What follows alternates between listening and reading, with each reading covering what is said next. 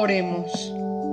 Amado Dios Padre, que por medio de nuestro Señor Jesucristo el día de Pentecostés derramaste con infinito amor la gracia de tu Santo Espíritu, que es fuente brotante de vida eterna. Hoy, al leer tu palabra, te pedimos humildemente, ven Espíritu Santo, guíanos y concédenos espíritu de discernimiento, sabiduría y revelación, para que podamos conocerte y vivir conforme a tu perfecta y amorosa voluntad. Amén.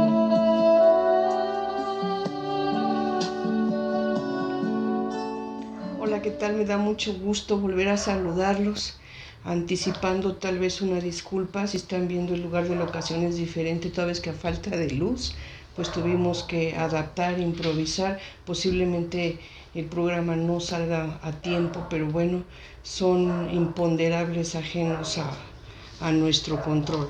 Muchas gracias por estar con nosotros en este capítulo 4 de nuestro curso Las Parábolas del Evangelio, en el que vamos a ver 4 parábolas: la parábola de la red, la parábola de los amigos del novio, la parábola de vino nuevo en odres nuevos y la parábola de los viñadores homicidas. Estas parábolas se refieren, sabemos, lo hemos estado estudiando en las últimas parábolas, son parábolas que se refieren al reino de Dios. Algunas voy a ir señalando con precisión, de carácter escatológico, apocalíptico, y algunas que están cerrando el discurso parabólico de Mateo, en fin, dentro de la clasificación y orden que señalamos en el primer capítulo, en el cual íbamos a llevar el estudio de estas parábolas. Y así entonces, entrando con el estudio de nuestra primera parábola del día de hoy, que es la parábola de la red, bueno, pues tendríamos que decir que esta parábola es de corte escatológico. ¿Y de qué nos habla? ¿Qué nos dice esta parábola? Bueno, nos dice que el pescador lanza la red, ¿verdad? Y pesca todo tipo de peces, peces buenos, peces malos. ¿Y qué hace después? Los lleva a la orilla, empieza a hacer observa, revisa, separa. Hace una separación de los peces buenos, los peces malos, se sienta con paciencia a hacer este trabajo, requiriendo obviamente de tiempo. Y cuando digo requiriendo de tiempo, es tiempo en un doble aplicación, ¿sí? Primero, el tiempo de Dios, el tiempo concedido por Dios. ¿A quién? Al hombre. ¿Para qué? Para que este hombre o el hombre en el tiempo, ¿verdad? Pueda vivir dándose tal vez la oportunidad de que en las experiencias, en las situaciones cotidianas de su vida, haga una reflexión para analizar, valorar cómo es su vida. Si es íntegra ante Dios, si está actuando bien, si está actuando mal, si con su actuar está dañando a terceras personas o se está dañando él, si con su forma de vida está ganándose, ¿verdad?, aquel gran premio, aquella promesa de vida eterna en la gloria de Dios que Dios Padre nos tiene prometida. O si al contrario estamos con nuestra vida cotidiana ganando la muerte definitiva. Entonces, a eso se refiere esta parábola. Cuando el pescador va a la orilla y empieza a hacer una separación. Peces buenos, peces malos, lo hace con tiempo, con paciencia, discerniendo, reflexionando. A esto se refiere esta parábola. Y cuando digo que tenemos que reflexionar, miren, esta parábola es tan actual, desde siempre, ¿sí?, en tiempos de Jesús, después y hasta nuestros días, es tan actual, tan necesario que nos detengamos a hacer una reflexión y en su caso una selección de qué es lo que queremos para nuestra vida en cuanto a nuestra persona, nuestras conductas, amistades, forma de vivir, elecciones que tomamos. Todo es lícito posiblemente, o bueno, cosas que nosotros vemos como lícitas, sí, porque hay cosas permitidas, no permitidas, prohibidas, no prohibidas, admitidas o no, aceptadas o no, lícitas o ilícitas. Y aquí voy a dar lectura a 3 citas bíblicas muy severas, pero muy puntuales también en relación a cómo es la conducta desagradable a Dios que nos va a llevar a perder el reino de Dios. Y aquí nos señala que finalmente en la primera cita de la que voy a dar lectura dice que todo nos es lícito. Bueno, perdón, aclaro. Hay cosas que no son lícitas, o sea, permitidas, que ya dentro de una sociedad, dentro de un marco legal, dentro de una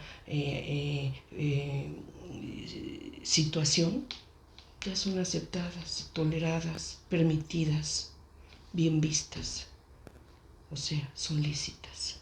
Pero eso no significa que sean convenientes, que no sean convenientes. Eso no significa que ahora lo permitido sea agradable a Dios, sea íntegro y correcto ante Dios. Son 3 citas muy difíciles de aceptar a veces, porque nos van a exigir cambios radicales en nuestra vida. Pero les voy a dar lectura. Yo les recomiendo mucho que para poder hacer una autoevaluación y poder saber si realmente dentro de nuestra fe, de nuestra búsqueda de Dios, realmente queremos ser cristianos y vivir como cristianos católicos, hijos de Dios, tendríamos que reflexionar sobre esto. Y así entonces, esta parábola nos dice lo siguiente. Voy a dar lectura a las citas bíblicas. Y tenemos entonces primera de Corintios en su capítulo 6, versículo 9, que nos dice: ¿No sabéis acaso que los injustos no heredarán el reino de Dios? No os engañéis, ni los impuros, ni idólatras, ni adúlteros, ni afeminados, ni homosexuales, ni ladrones, ni avaros, ni borrachos, ni ultrajadores, ni explotadores heredarán el reino de Dios. Y tales fuisteis algunos de vosotros, pero habéis sido lavados, habéis sido santificados, habéis sido justificados con el nombre del Señor Jesucristo y en el Espíritu de nuestro Dios. Huid de la fornicación. Todo me es lícito, mas no todo me conviene. Todo me es lícito, mas no me dejaré dominar por nada. La comida para el vientre y el vientre para la comida, mas lo uno y lo otro destruirá Dios. Pero el cuerpo no es para la fornicación, sino para el Señor, y el Señor para el cuerpo. Dios, que resucitó al Señor, nos resucitará también a nosotros mediante su poder. ¿No sabéis que vuestros cuerpos son miembros de Cristo? ¿Y había de tomar yo los miembros de Cristo para hacerlos miembros de prostituta? De ningún modo. ¿O no sabéis que quien se une a la prostituta se hace uno solo cuerpo con ella?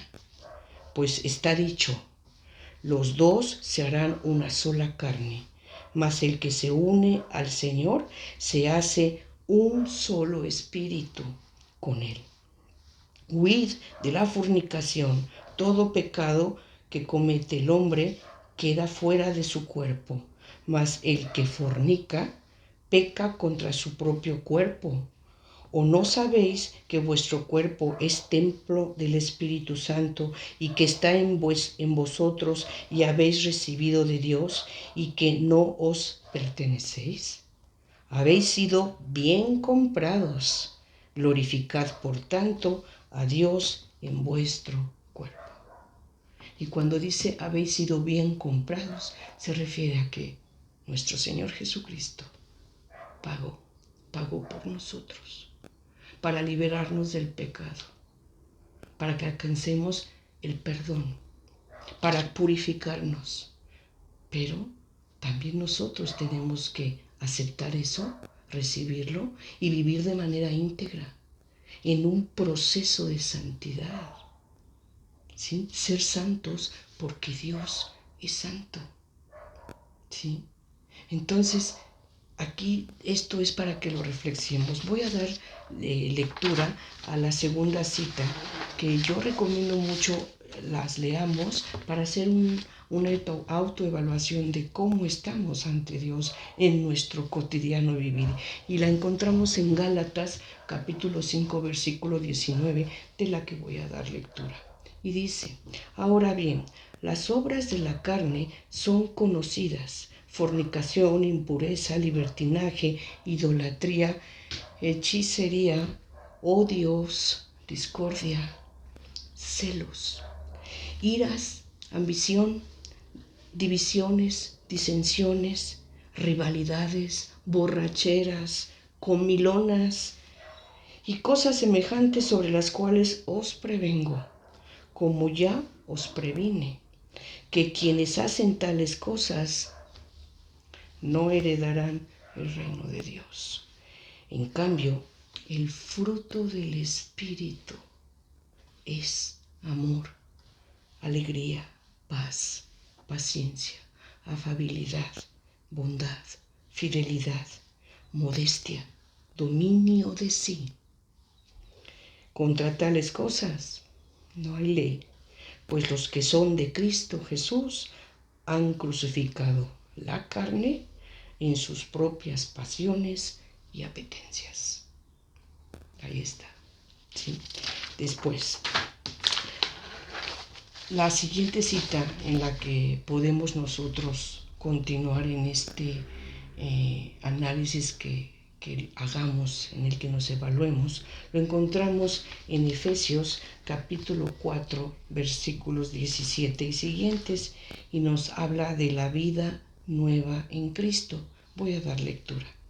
Por tanto, os digo y os aseguro, esto es el Señor, que no viváis ya como viven los gentiles, según la vaciedad de su mente, obcecada, su mente en las tinieblas, y excluidos de la vida de Dios por la ignorancia que hay en ellos y por la dureza de su corazón.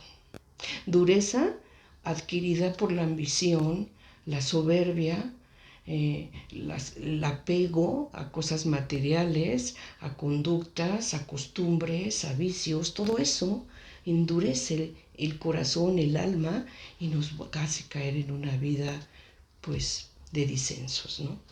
De problemas, de conflictos, de rivalidad, y todo esto que no es agradable a Dios. Los cuales, habiendo perdido el sentido moral, se entregaron al libertinaje hasta practicar con desenfreno toda suerte de impurezas. Pero no es así como vosotros habéis aprendido a Cristo, si es que habéis oído hablar de Él, y Él habéis sido enseñados conforme a la verdad de Jesús. Despojaos en cuanto a vuestra anterior vida del hombre viejo que se corrompe siguiendo la seducción de las concupiscencias. Renovad el espíritu de vuestra mente y revestíos de un hombre nuevo, creado según Dios en la justicia y la santidad de la verdad.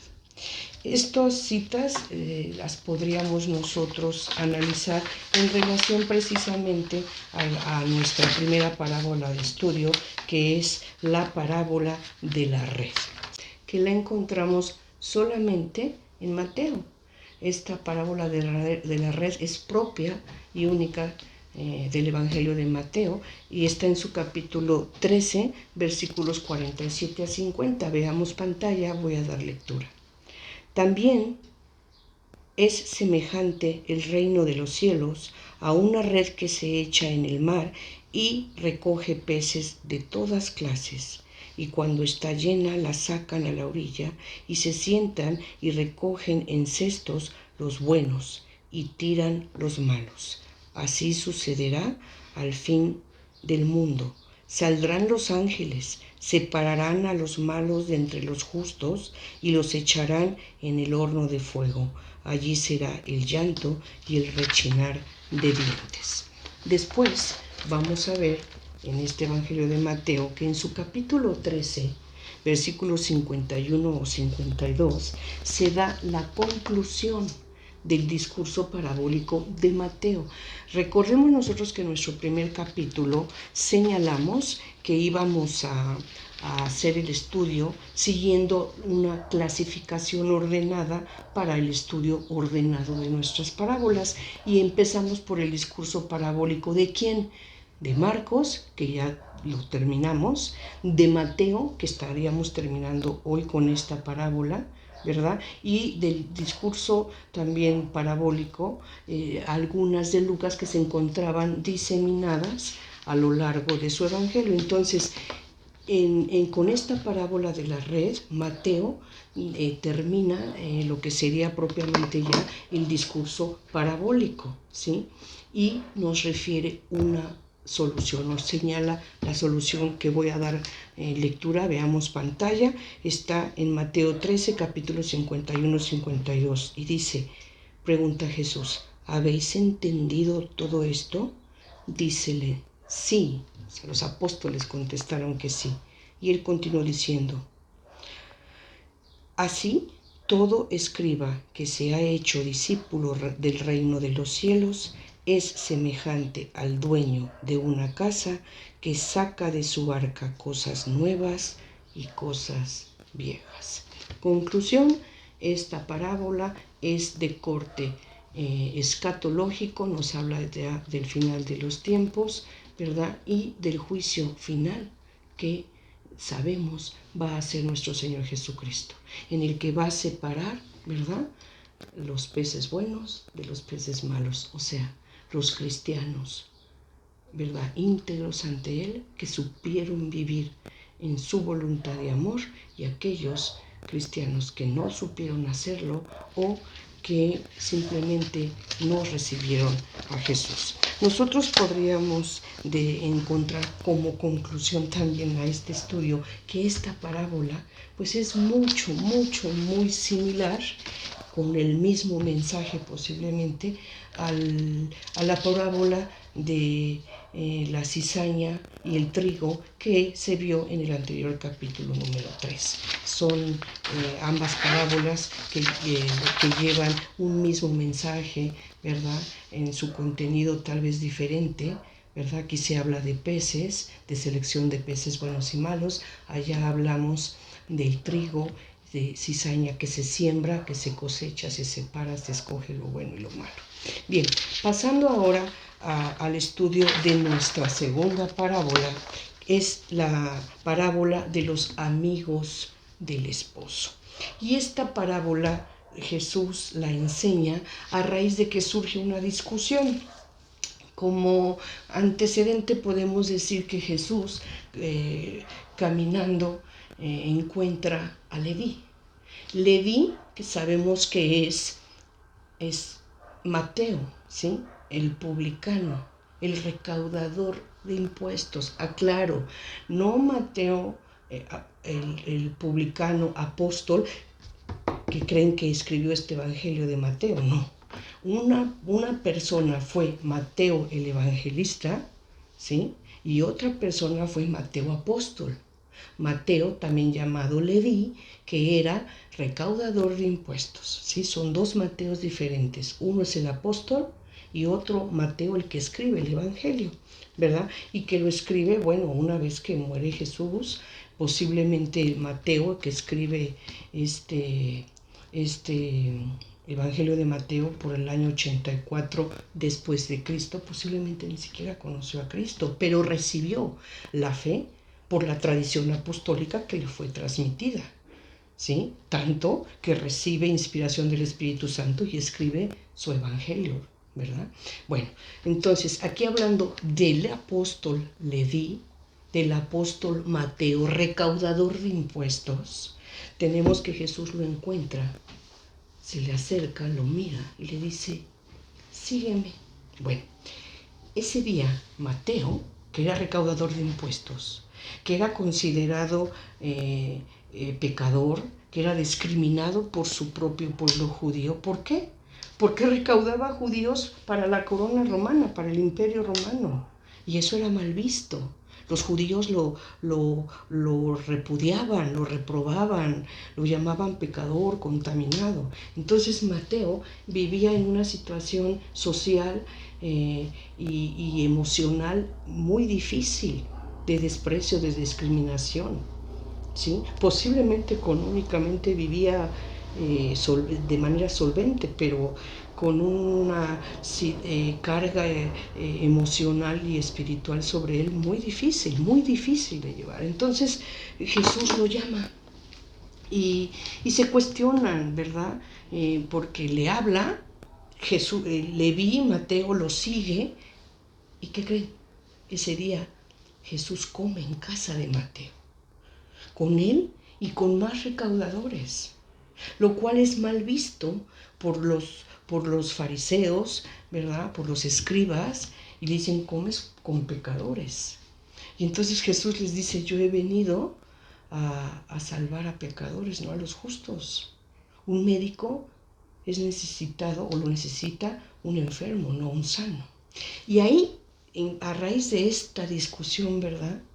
Y que es observado Jesús y que sus apóstoles son observados, y entre lo que observan en ellos es que no guardaban ayuno.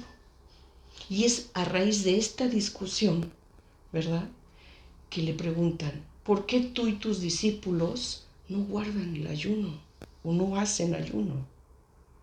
Que en la costumbre y en la fe judía era en ocasiones obligado el ayuno y muy frecuente ayunar, ¿sí? Como un acto de purificación, como un acto de demostración a Dios, de entrega, de disciplina, en fin. Bueno, le cuestionan a Jesús por qué él y sus discípulos o sus apóstoles no hacen ayuno. Y entonces Jesús le dice que no es necesario, ¿verdad?, que ayunen. Va a llegar un momento en que tendrán que ayunar. Y entonces dice, ¿o acaso los amigos del novio deben estar tristes cuando aún tienen al novio? Y aquí como que uno dice, a ver, ¿de qué me estás hablando? ¿Qué tiene que ver? Bueno, el novio es él, ¿sí? Los amigos del novio son sus apóstoles, son sus discípulos.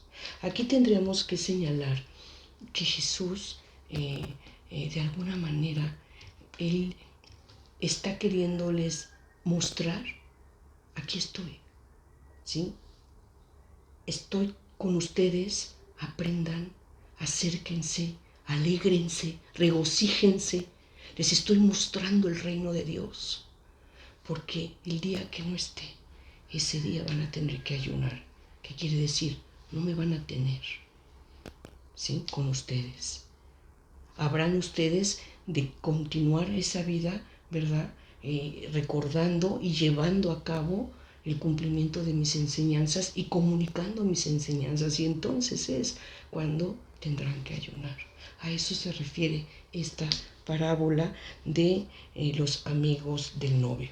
Entonces veamos pantalla. Voy a dar lectura al material que tengo aquí preparado para ustedes. Veamos. Pantalla, por favor. Inicia con una discusión, la parábola de los amigos del esposo inicia con una discusión sobre el ayuno, debido a que Jesús no se esclavizaba a yugos inútiles, sino al contrario, venía a superarlos. Jesús dijo que había quienes tenían que ayunar y otros que no tenían por qué hacerlo. Los amigos del novio no tenían que ayunar. Jesús es el novio de las nupcias mesiánicas. Entonces, No era momento de ayunar, sino de preparar la celebración con alegría. Los amigos del novio son los apóstoles que al pasar la boda, cuando ya no estuviera el novio, una vez muerto Jesús, entonces los amigos del novio sí tendrían que ayunar, o sea, que tendrían que esperar con ayunos y con oración. Con esto podemos dar lectura entonces a la cita bíblica textual. La encontramos en el Evangelio de Mateo, capítulo 9, versículos 14 y 15. Discusión sobre el ayuno. Entonces se le acercaron los discípulos de Juan y le dicen: ¿por qué nosotros y los fariseos ayunamos y tus discípulos no ayunan? Jesús les dijo: ¿pueden acaso los invitados de la boda ponerse tristes mientras el novio está con ellos? Días vendrán en que les será arrebatado el novio. Entonces ayunarán. Y con esto podemos decir que podemos dar paso al estudio de nuestra tercera parábola. Esta tercera parábola llamada vino nuevo en odres nuevos. ¿Y a qué se refiere? Bueno, la parábola la refiere Mateo, la refiere Marcos, la refiere Lucas. Es una parábola de la triple tradición. Y vemos que habla primero de que no se hace un remiendo en un vestido, en una prenda de vestir vieja, no se hace un remiendo con tela nueva. ¿Por qué? Porque esa tela nueva, lejos de sostener y de reforzar la tela vieja, la va a desgarrar. Le va a provocar que esa tela ya debilitada, ya vieja, sea rasgada por el remiendo nuevo que, lejos de hacerle bien, le hizo mal. Situación similar se refiere cuando habla de los odres y del vino, ¿verdad? El vino nuevo se debe poner en odres, o sea, esos contenedores que se hacían a veces de cuero o de pellejo de animal, donde se guardaba el vino, ¿sí? Que los encontramos que un viajero llevaba agua o a veces llevaba vino en estos contenedores llamados odres, que repito, eran de cuero o de pellejos de animal. Entonces, cuando esos odres ya eran viejos, podían soportar un vino viejo, ¿sí? Un odre viejo iba a romperse, se deshacía, ¿verdad? Y vaciaba el vino si se le ponía un vino nuevo. Entonces, nuestra parábola habla de que un remiendo no se hace con tela nueva porque, lejos de ayudar, rompe más la tela. Un vino nuevo no se pone en un odre viejo porque deshace el odre, ¿sí? Se vacía, lo rompe. Entonces, ¿qué se debe de hacer? El vino nuevo se debe de poner en odres nuevos que puedan soportar ese vino nuevo, contenerlo, mantenerlo. Y aquí, ya encontrando el contenido o el significado, el mensaje profundo que nos quiere dar Jesús con esta parábola, se está refiriendo a que nosotros sabemos que el Tanakh, que son la Torá, los escritos, los profetas, que era la fe alrededor de la cual la Biblia, ¿sí? Judía, los judíos tenían esos conocimiento de los escritos, de los profetas, en el que las cuestiones como la circuncisión, ¿verdad? Como el culto en el templo, guardar el Shabbat y tantas situaciones, leyes, conductas que les eran exigidas y que ellos sabían, ¿verdad? Habían sido establecidas por Dios. Pero también, ¿sí? Esto lo encontraban, repito, en la Torá o el Pentateuco, en los escritos y profetas. Pero también a esto, ¿verdad?, se le sumaban los llamados 613 preceptos de los fariseos, que eran conductas, ¿verdad?, de acción o de omisión prohibitivas o conductas prohibidas o conductas obligadas que tenían que observar. Eran 613 preceptos que decían ellos tenían que observar de manera puntual para poder alcanzar la santidad. Y estas conductas contenidas en estos 613 preceptos, pues en ocasiones eran esclavizantes, eran de imposible cumplimiento. Y entonces los mismos fariseos que no podían alcanzar el cumplimiento de estos 613 preceptos porque eran obligaciones de verdad exigentes, imposibles de estar observando todo el tiempo, los esclavizaba, y ante esto ¿qué hacían? Pues caían en el disimulo, caían en la hipocresía ante su incumplimiento por la imposibilidad en la que se encontraban, de tanta y tanta exigencia. Pues entonces no puedo cumplir, entonces disimulo que cumplo. No puedo cumplir, entonces hablo y me actúo de manera disimulada o simulada, de manera hipócrita, porque no puedo con todas estas cuestiones que esclavizan. Entonces, ¿qué dice Jesús? Yo vengo a liberar, ¿sí? No me apego a conductas esclavizantes. Entonces, esto era nuevo para ellos. Ellos que estaban tan acostumbrados, educados, que su fe estaba tan fuertemente cimentada en estos preceptos, en los escritos, en los profetas, en la Torah, cambiar algo de esto para ellos resultaba muy difícil. Era entender ahora la proclamación que Jesús estaba mostrando, enseñando con actos de poder, con sus enseñanzas como eran las parábolas y con el ejemplo de su propia persona, ¿sí? Eran cuestiones de difícil aceptación, y que para ellos mismos, los que querían seguir a Jesús, cambiar sus costumbres, sus creencias, su educación, era difícil. Entonces, aquí encontramos nosotros, por ejemplo, que sobre todo que Jesús viene a liberar, ¿sí? No a esclavizar, viene a liberar. Viene a cumplir las escrituras, no a abolirlas. Y cuando digo viene a cumplirlas es porque en los actos, en las promesas dadas, se cumplen con la proclamación del reino de Dios que realiza Jesús y con su pasión en la que entrega su vida por redimir a la humanidad. ¿Sí? Entonces, con todo esto, se tienen que dar cambios, ¿verdad? Que liberan, no esclavizan, y se tienen que dar cambios, no que vienen a destruir lo ya establecido, sino a complementarlo, a enriquecerlo y a actualizarlo. Y entonces encontramos que, por ejemplo, la circuncisión, ¿sí?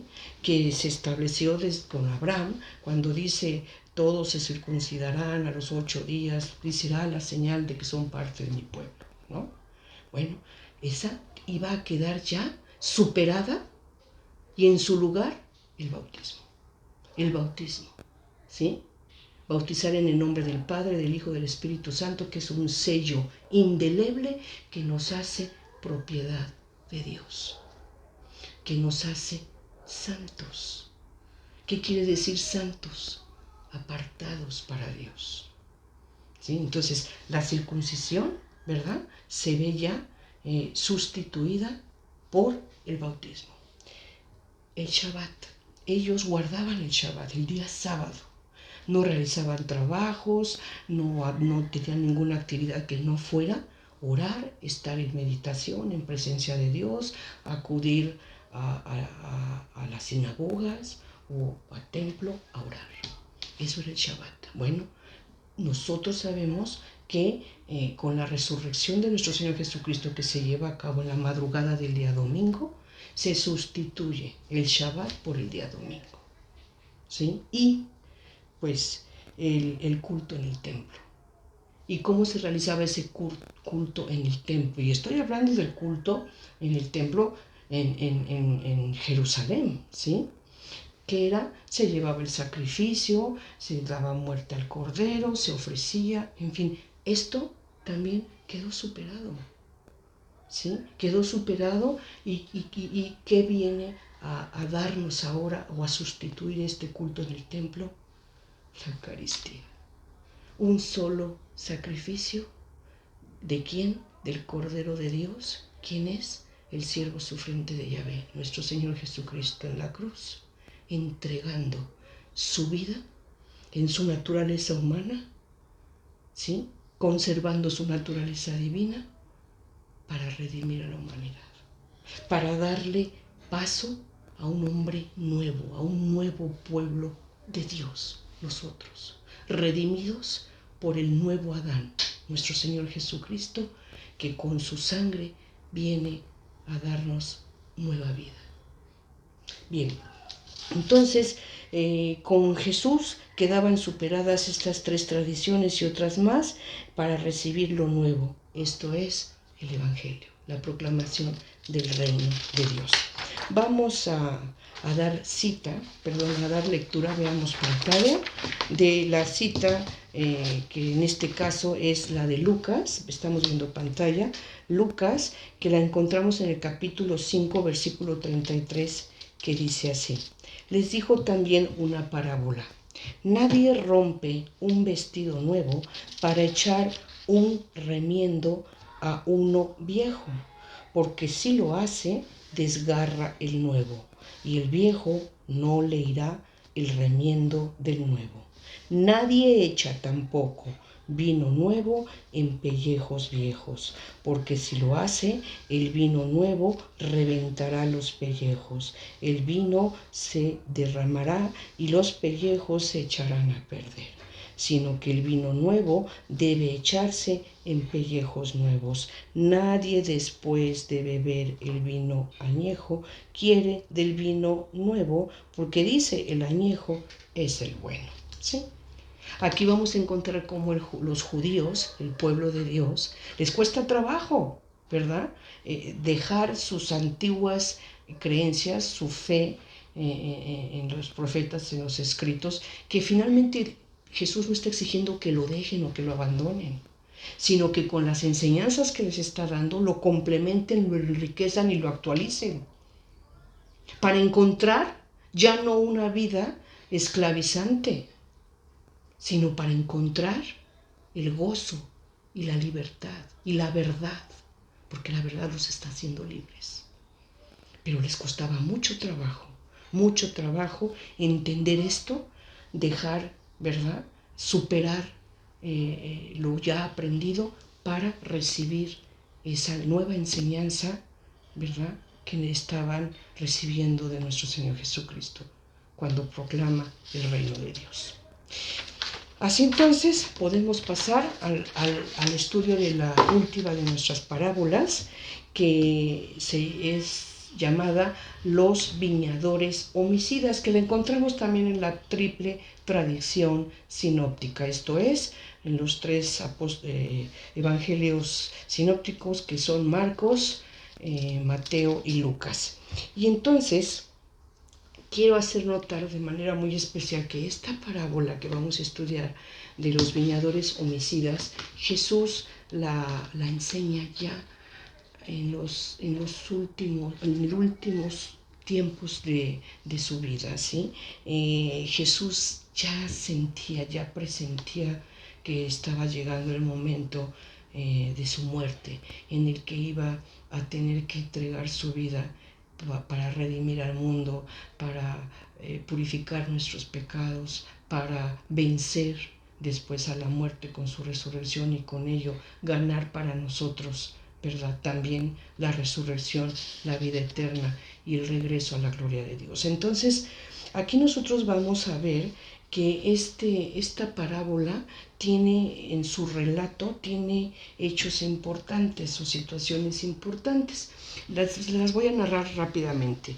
Esta parábola nos dice que hubo o había un dueño, ¿verdad?, de una viña, que le confía su viña a unos labradores. ¿Para qué? Para que la trabajen, ¿sí? Sin embargo, no la trabajan, la descuidan, faltan a sus obligaciones.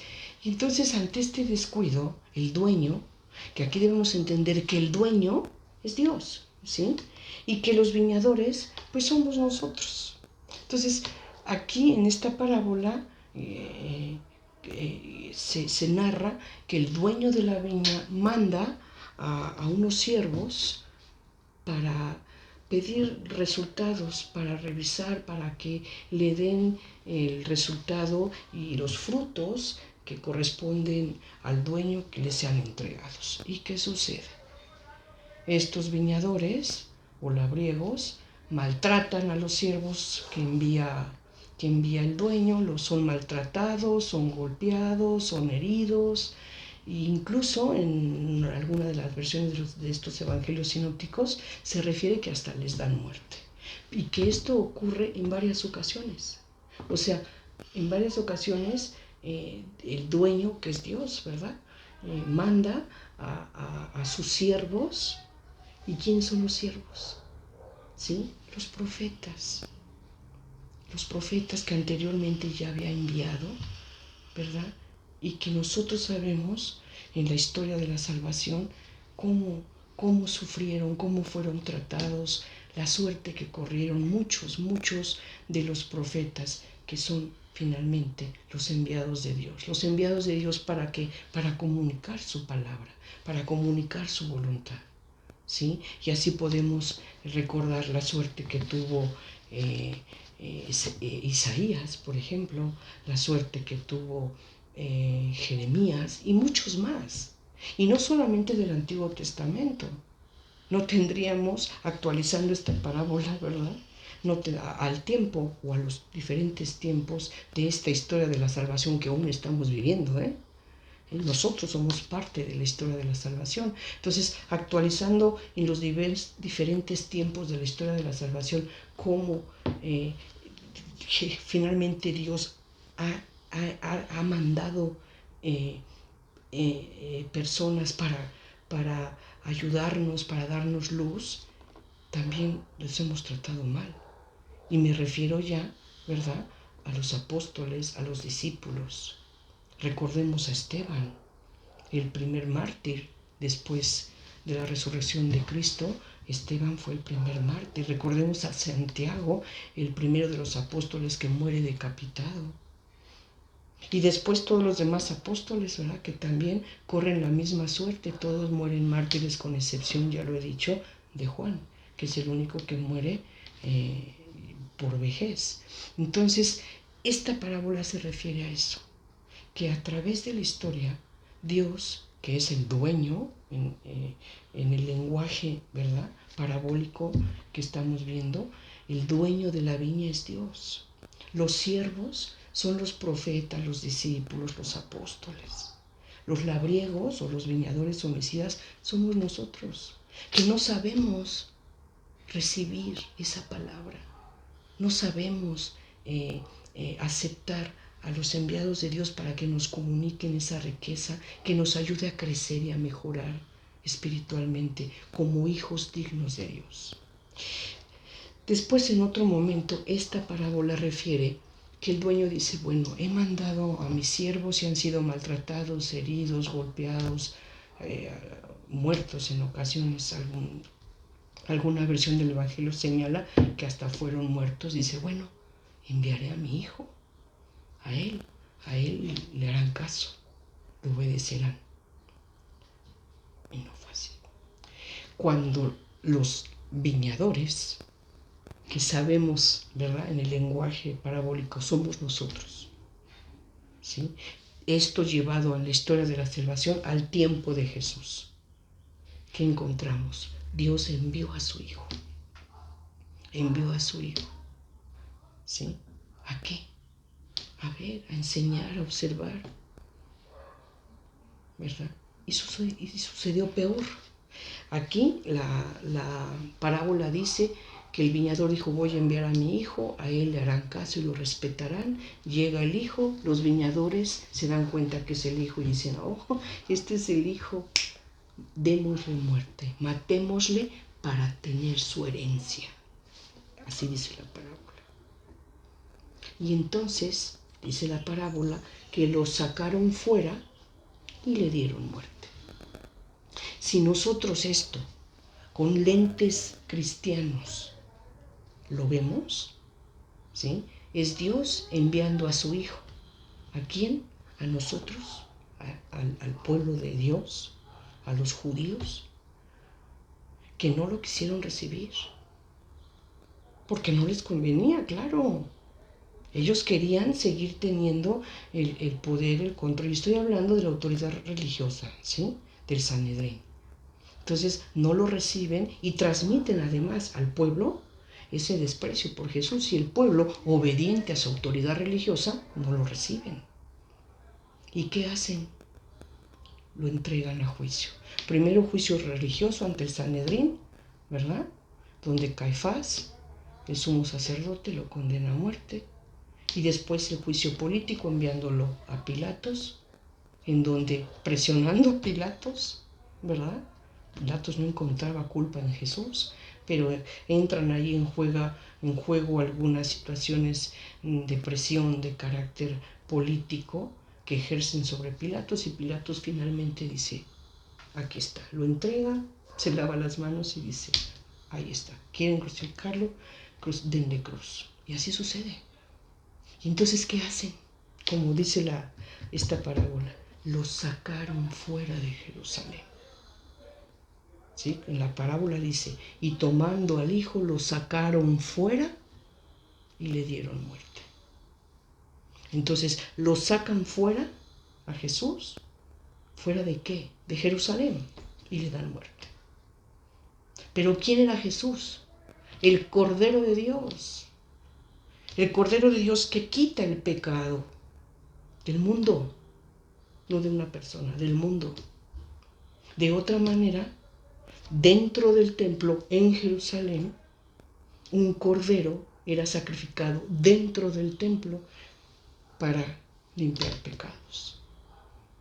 Pero ese sacrificio de ese cordero dentro del templo no era ni para todo el mundo, ni para todos los tiempos, ni eterno, ni realmente salvífico. Era un cordero sacrificado dentro del templo.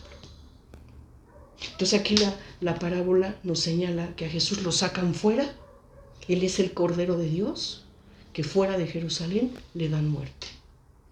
El Cordero de Dios, pagando con su sangre los pecados del mundo, de todos los tiempos, del pasado, presente y futuro. Una sola gota de su sangre es suficiente para redimir a toda la humanidad de todos los tiempos. Ahí está la parábola de los viñadores. Y después el Dios, cuando, bueno, en este caso sabemos que el dueño de la viña es Dios, se pregunta, bueno, ¿qué haré con ellos? ¿Qué haré? Y entonces Jesús, en la parábola, lo vamos a leer ahorita, les pregunta a sus discípulos, ¿y qué habría de hacer el dueño? Le dicen, pues, quitarles la viña y dársela a otros que sí la trabajen, que sí den frutos. Y así sucede, ¿verdad? En la parábola vemos que el dueño dice, ¿qué hará el dueño? Y el dueño, ¿verdad? Actuando en amor, en justicia, dice, les quito la viña. ¿Y a quién se refiere? El pueblo de Dios, que por elección, por complacencia y en la misericordia de Dios, había sido elegido los judíos como pueblo de Dios, ¿verdad? Y que siguen siendo el pueblo de Dios. Miren, Dios es infinitamente amoroso, infinitamente y eternamente fiel, y perdona. Entonces, el pueblo judío hasta la actualidad y para la eternidad va a ser el pueblo de Dios. Dios no cambia, no defrauda sus promesas. Es infinitamente misericordioso, amoroso y fiel. Y no miente. Él cumple sus promesas. El pueblo judío será siempre, eternamente, el pueblo de Dios. Pero un pueblo homicida, como en la parábola, que no recibió a Jesús. Entonces, ¿qué hace? Voltea su mirada hacia otros que no son judíos, que no es el pueblo de Dios. ¿Y quiénes son otros? Somos nosotros.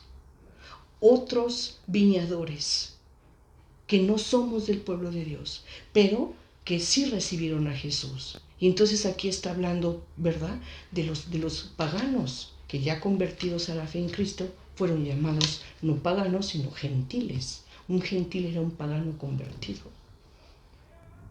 Y entonces se entrega a esos gentiles que somos nosotros, desde tiempos de Jesús, a través de toda la historia hasta nuestros días.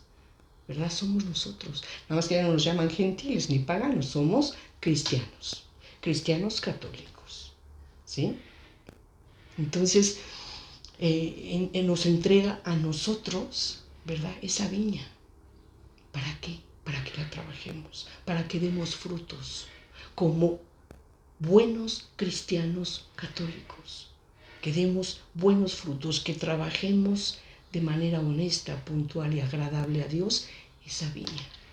Y esa viña, ¿verdad?, pues es este plano terrenal. El tiempo en el que estamos aquí, seamos buenos viñadores, dignos de merecer esa viña que en oportunidad Dios nos está dando, que es esta vida. ¿Por qué? Porque llegará el día en que el dueño va a pedir frutos. ¿Y qué frutos tendremos o podremos entregar? Entonces, voy a dar aquí, veamos pantalla, hice yo una enumeración de hechos importantes que pudiéramos destacar. Dice, hechos relevantes, estamos viendo pantalla. Primero, refiere que la viña fue confiada a labradores para que la cuidaran. La viña es el pueblo de Dios. 2. Ante el descuido, el dueño envió varios siervos que fueron maltratados. 3. Entonces el dueño envió a su hijo a la viña y le dieron muerte. El hijo es Jesús. 4. Jesús presentía su muerte y en esta parábola refiere que quedaba un siervo, el hijo amado, el siervo de Yahvé. 5.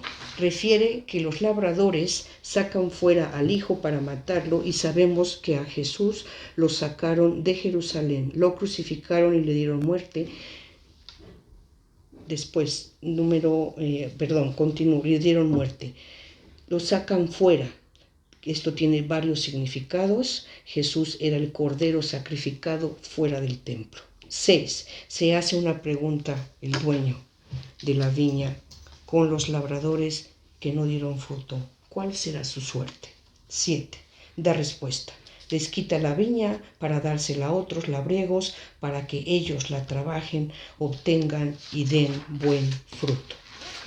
Aquí entonces el significado de la parábola, seguimos viendo pantalla, dice: la piedra que desecharon los albañiles en piedra angular se ha convertido. Los judíos, pueblo de Dios, ciegos y con autoridades religiosas infieles a Dios, soberbias, ambiciosas, dieron muerte a Jesús y en castigo de Dios Padre será que dará a otros un mayor y mejor privilegio. Serán hijos de Dios para que den fruto por ser creyentes en Cristo. Somos el nuevo pueblo y debemos obtener y dar buenos frutos. Esto es vivir en la voluntad de Dios. Y aquí tendríamos que ver el Salmo 118 en su versículo 22 y 23, que lo podemos ver en pantalla al lado derecho, que dice: la piedra que desecharon los albañiles se ha convertido en la piedra angular. ¿Quién es la piedra? La piedra angular es nuestro Señor Jesucristo. ¿Quiénes la desecharon? El pueblo judío. Sin embargo, esa piedra desechada se convirtió en piedra angular. La piedra angular es aquella que sostiene toda una obra, una construcción, una edificación. Y esa obra, construcción, edificación, ¿quién es? Es la iglesia. Es la iglesia de nuestro Señor Jesucristo. ¿Sí? Después, entonces, con esto podemos ya dar lectura a esta parábola que encontramos en Mateo. Es de la triple tradición, pero vamos a darle lectura a la versión de Mateo en su capítulo 21, 33 a 43, que dice lo siguiente: escuchad otra parábola. Era un propietario que plantó una viña, la rodeó de una cerca, cavó en ella un lagar y edificó una torre. La arrendó a unos labradores y se ausentó. Cuando llegó el tiempo de los frutos, envió a sus siervos a los labradores para recibir sus frutos. Pero los labradores agarraron a los siervos y a uno le golpearon, a otro le mataron, a otro lo apedrearon. De nuevo envió otros siervos en mayor número que los primeros, pero los trataron de la misma manera. Finalmente les envió a su hijo, diciendo: a mi hijo le respetarán. Pero los labradores, al ver al hijo, se dijeron entre sí: este es el heredero, vamos, matémosle y quedémonos con su herencia. Y agarrándole, le echaron fuera de la viña y lo mataron. Cuando venga, pues, el dueño de la viña, ¿qué hará con aquellos labradores? Díceles: y esos miserables les dará una muerte miserable y arrendará la viña a otros labradores que le paguen los frutos a su tiempo. Y Jesús les dice: ¿no habéis leído nunca en la Escritura? La piedra que los constructores desecharon en piedra angular se ha convertido. Fue el Señor quien hizo esto y es maravilloso a nuestros ojos. Por eso os digo, se os quitará el reino de Dios para dárselo a un pueblo que rinda frutos.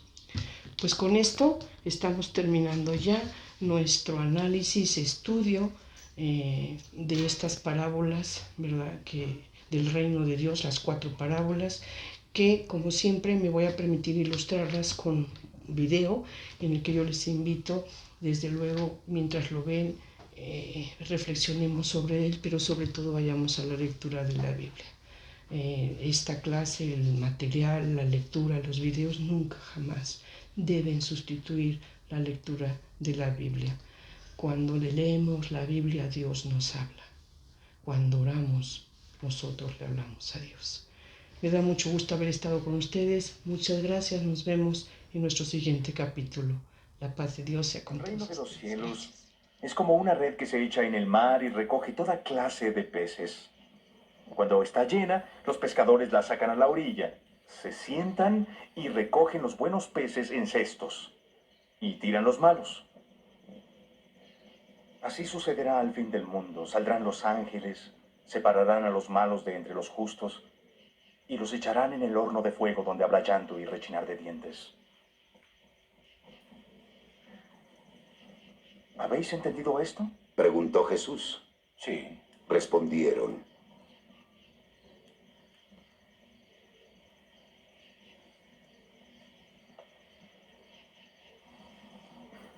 Y él les dijo: Así que todo aquel escriba que se ha hecho discípulo del reino de los cielos es como el dueño de una casa que saca de sus arcas lo nuevo al igual que lo viejo. Se acercaron los discípulos de Juan y le dijeron: ¿Por qué nosotros y los fariseos ayunamos y tus discípulos no ayunan?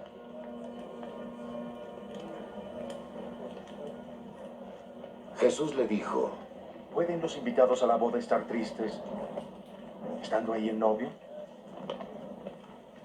Pero días vendrán en que les será arrebatado el novio y ayunarán.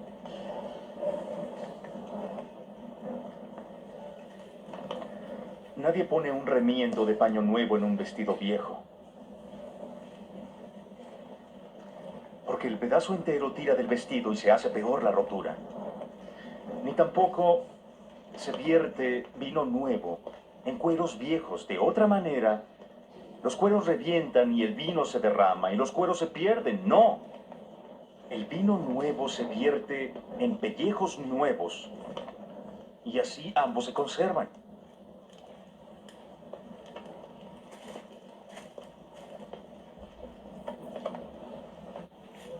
He escuchado otra parábola. Era un propietario que plantó su viña, La rodeó con cerca y cavó en ella un lugar y edificó una torre. Arrendó la viña a unos labradores y luego se ausentó. Cuando llegó el tiempo de fruto, envió a siervos a los labradores a recibir sus frutos. Los labradores lo agarraron, golpearon a uno, mataron a otro, apedrearon a otro. Envió a otros sirvientes, en mayor número. Los trataron de la misma manera. Finalmente les envió a su hijo. Respetarán a mi hijo, se dijo. Pero al ver al hijo, se dijeron entre sí, es el heredero. Matémoslo y quedémonos con su herencia.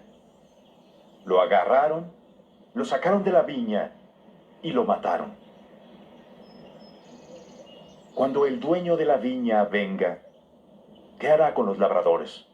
Les dará muerte miserable a esos miserables. Respondieron. Y arrendará la viña a otros labradores, que le den su parte del fruto a su tiempo. Y Jesús les dice, ¿No habéis leído las Escrituras? La piedra que los constructores desecharon es ahora piedra angular. El Señor hizo esto y es maravilloso a nuestros ojos. Por eso os digo que el reino de Dios se os quitará para dárselo a un pueblo que rinda sus frutos.